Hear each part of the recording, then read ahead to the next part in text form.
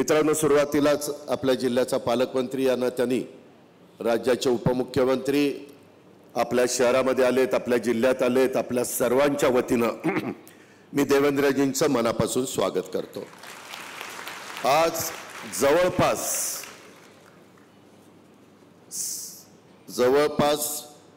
500 कोटी रुपयाच्या कामांची भूमिपूजन आणि उद्घाटन ही आपण इथं घेतलेली। एक तर 380 कोटीचं तुमच्या सगळ्यांच्या साक्षीनंच भूमिपूजन झालं आणि बाकीची 4 ऑनलाईन केलेली आहे।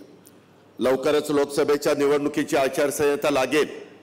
आज खरं आमच्याकडे वेळ अतिशय कमी आहे, त्याच्यावर दादाही म्हणले की मी बोलत नाही, तुम्ही बोला आणि देवेंद्रजींनी बोलू द्या, कारण 11 वाजता एक महत्त्वाचं नवीन एकात्मिक टर्मिनल इमारत पुणे विमानतळाचं उद्घाटन हे व्हीसीच्या द्वारे पंतप्रधान स्वतः करतायत आणि जवळपास 14 अन्य विमानतळाचं देखील प्रकल्पाचं उद्घाटन आहे। 9800 कोटी रुपयांची विमानतळं आपल्या देशात आणि राज्यामध्ये बांधली गेलेली आहेत किंवा टर्मिनल बांधले गेलेले आहेत, त्याचं उद्घाटन आहे। त्यामुळे त्याही कार्यक्रमाला आम्हाला अतिशय लवकर जायचं आहे। खरं तर 2 वर्षापेक्षा जास्त काळ झाला महानगरपालिकेच्या निवडणुका थांबलेल्या आहेत। ह्या सुप्रीम कोर्टामुळे थांबल्यात। आम्हाला वाटतं आम्ही लोकांच्यातनं निवडून आलेले कार्यकर्ते आहोत आणि वेगवेगळ्या कार्यकर्त्यांना संधी मिळावी, जिल्हा परिषद, तालुका पंचायत, महानगरपालिका, नगरपालिका, नगरपंचायत, पण सुप्रीम कोर्टामध्ये ओबीसी ह्याबद्दलचा एक मुद्दा गेलेला आहे, लवकर त्याचा निकाल लागेना। सातत्याने राज्य सरकार प्रयत्न करत आहे की त्याची तारीख लागावी आणि लवकरात लवकर ह्या निवडणुका व्हाव्या। ह्याच मताचं महायुतीचं सरकार आहे, याची कृपया नोंद आपण सर्व सहकाऱ्यांनी घ्यावी।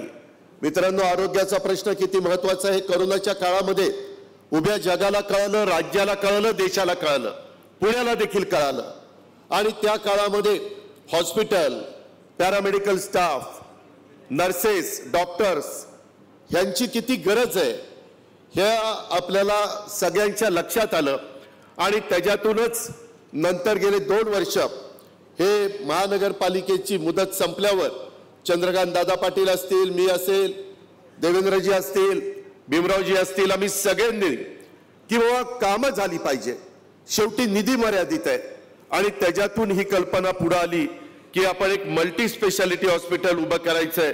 मित्रांनो, कदाचित तुम्हाला अशी शंका येईल की हॉस्पिटल उभं केल्यानंतर आमचं काय, ह्याच्यामध्ये तोही विचार राज्य सरकारने आणि महानगरपालिकेने केलेला आहे, लोकप्रतिनिधींनी केलेला आहे।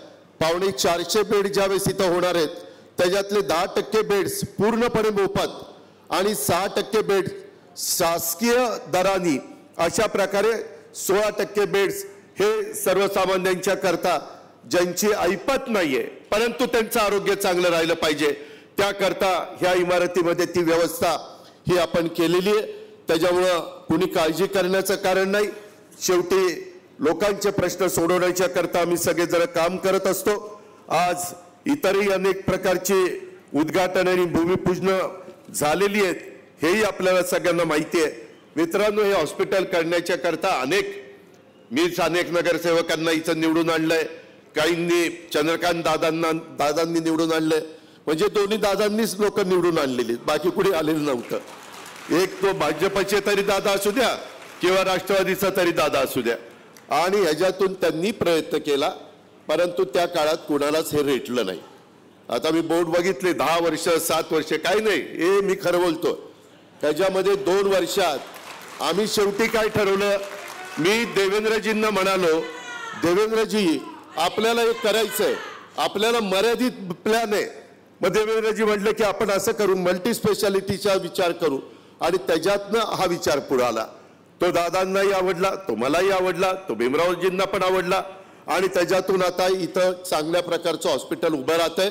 मित्रांनो, आपल्या एकंदरीत ह्या 2 वर्षात नुसतं हेच नाही, वारज्याच्या बरोबर चंद्रकांत दादा पाटील, तुम्हाला माहिती असेल तुमच्याही मतदारसंघात बानेरला आपण एक हॉस्पिटल करतोय, देवेंद्रजी असंच आम्ही हॉस्पिटल करतोय, ते तर किती बेडचं आहे, 550 बेडचं आहे, पण त्याच्यात पण गरिबाच्या करता आरक्षित ठेवलंय, त्याच्यात पण शासकीय खर्चाने ठेवलंय।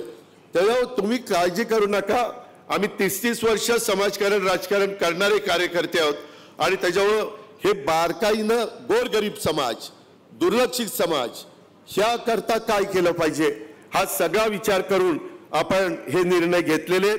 जाता जाता भीमरावांनी एक मुद्दा काढला 34 गावांचा. मध्ये मी आणि चंद्रकांत दादांनी याची बैठक घेतली होती. देवेंद्रजी गोविंदराजला मी गुरुवारी रात्री एक मीटिंग केली आणि त्याच्यामध्ये आपण शास्तीकराच्या बाबतीमध्ये जो पिंपरी चिंचवडला निर्णय घेतला त्याची कॉपी पण माझ्याकडे आहे. तशा पद्धतीनं आम्ही विक्रम कुमारांना सांगितलं की ते सगळं शास्तीकराचं सध्या थांबवा, लोकांना त्रास देऊ नका, वसुली करण्याच्या भानगडीमध्ये आत्ता लगेच पडू नका.